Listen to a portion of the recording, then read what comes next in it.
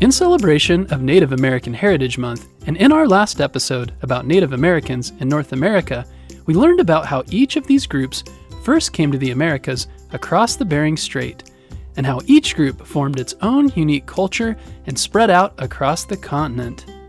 Each group adapted to wherever they lived, whether it be the desert, coast, forest, or mountains, and over time they formed their own language and customs. They were a strong, hardy people who found ways to survive off the land using the natural world around them. And for thousands of years, they had no contact with Europeans and Asians and other people from all around the world. In 1492, Christopher Columbus reached the shores of the Americas by boat. He was surprised to find it and thought he'd run into India, not an entirely new continent. Once Columbus returned to Europe and told everyone about the New World he'd discovered, other explorers chartered ships and left to see what kind of land and riches they could discover there. Along with the new land, they were surprised to find new people, and with each explorer, the contact with the Native Americans was different. Some explorers came searching for gold, and often they treated the indigenous people as slaves, making them try and dig for gold. Sometimes the Europeans came as missionaries and tried to be helpful, but often weren't respectful of the Native Americans' cultures and way of life. In some cases, battles took place between the Europeans and Native Americans, and in other cases they got along and helped each other out. They often traded with each other. Europeans were interested in the new foods, plants, and animals in the New World, and Native Americans were interested in the same things from the Old World. These plants and animals moved between the different continents, and now we call this the Columbian Exchange.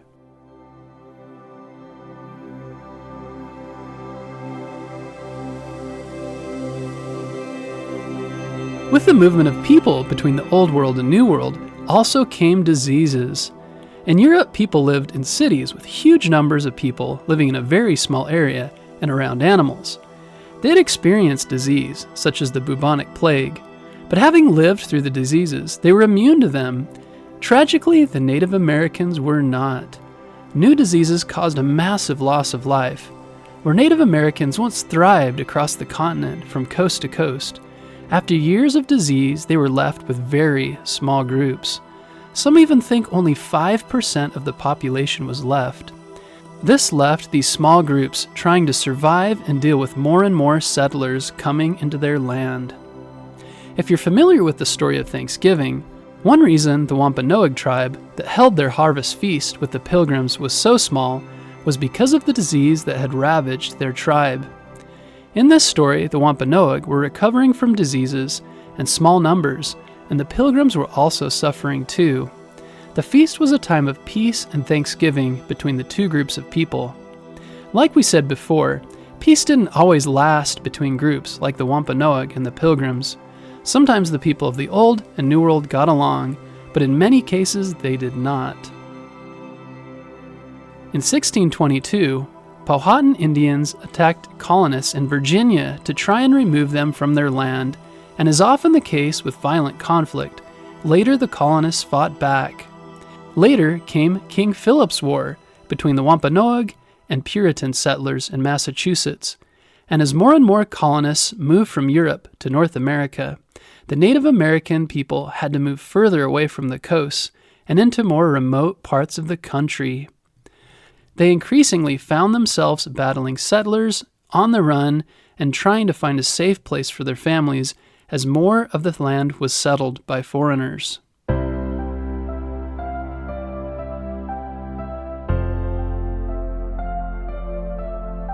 For some groups, the safest places were the unsettled ones, like the plains.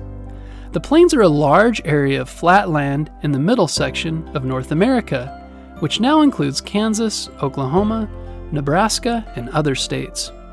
Here, for a time, tribes like the Lakota, Sioux, Kiowa, Arapaho, Blackfoot, Cheyenne, Comanche, and Crow were able to survive and make a livelihood for their families. Their ancestors had lived as hunter-gatherers in these areas for thousands of years before, but one thing that changed their life after contact with Europe was the horse. You may not know it, but the horse didn't make its way to America until the 1700s. Plains Indians were able to breed horses, tame them, and used them to move quickly across the land. They became excellent horsemen and used the speed of their horses to hunt. Also roaming the plains at this time were huge numbers of bison, also known as buffalo. Have you seen a buffalo before?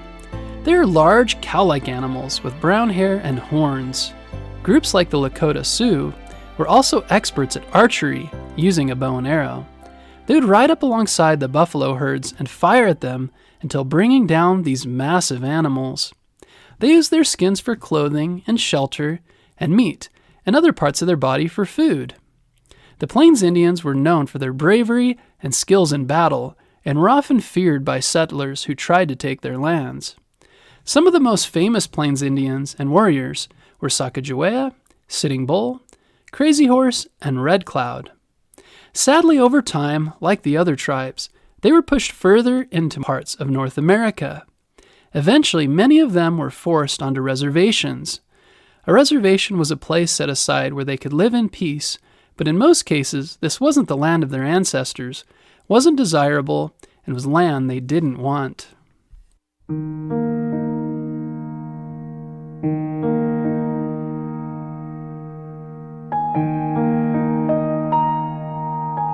Native Americans since those times have continued to be an important part of American history. As you know, I'm a big fan of World War II history, and sometimes a lesser-known part of the history there is the Native Americans and the part they played in fighting the war and also sending coded messages. Soldiers who spoke English and their tribal language were able to send messages back and forth by radio. Languages like Navajo and Choctaw were totally unknown to their enemies, so when the enemy tried to listen in, they couldn't understand the messages. And enemy soldiers definitely didn't have Native American translators on the battlefield. Along with the Navajo and Choctaw code talkers, there were at least 14 other Native American tribes who were code talkers during World War II. Code talkers were in both Europe and the Pacific and took place in major battles such as D-Day and Iwo Jima. If you've ever seen the photo or statues of soldiers raising a flag, that's Iwo Jima. And one of those soldiers is Ira Hayes, a Native American and United States Marine from Arizona. Later, during the space race, one of the NASA engineers who helped send the astronauts to the moon was a Native American Cherokee woman by the name of Mary Golder Ross. She also helped design top-secret missiles and aircraft. The first Native American astronaut to go to space is named John Harrington of the Chickasaw Nation. He took part in the 16th shuttle mission to the International Space Station in 2002. To honor his people during the mission, he carried 6 eagle feathers, a braid of sweetgrass, 2 arrowheads, and the Chickasaw Nation's flag. Other well-known Native American scientists and engineers are Aaron Yazim, who worked on the Mars lander, and Thomas David Pettit, who has done work on smart grid technology.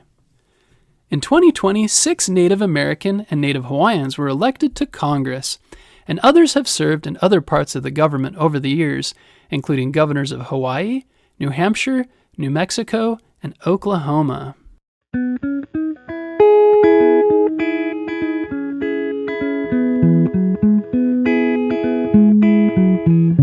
With November being Native American Heritage Month, take the time to research the history of these different cultures and the contributions of their people in our day. I've enjoyed learning more about the cultures in my state, such as the Hohokam, Pueblo, and Navajo. Check out the video in the show description of us visiting the Casa Grande ruins near us. Also, last night I was just reading that right where I live, there were Native American settlements hundreds of years ago. Recently, I've had the chance to see sites where these people lived and hike in places where they once walked. On these hikes, I've been able to spend time reflecting what it might have been like to live when they did. Thinking of them made me grateful for their way of life, and even today we use miles and miles of canals which they dug hundreds of years ago. Also, if there's someone you know that's Native American, get the chance to know them better. Ask them stories about their life and their ancestors. There are also many great museums and shows on these topics. Take the time to learn more about Native Americans in your part of the country, or if you live outside the United States, I'm willing to bet there were indigenous peoples who once lived in your area.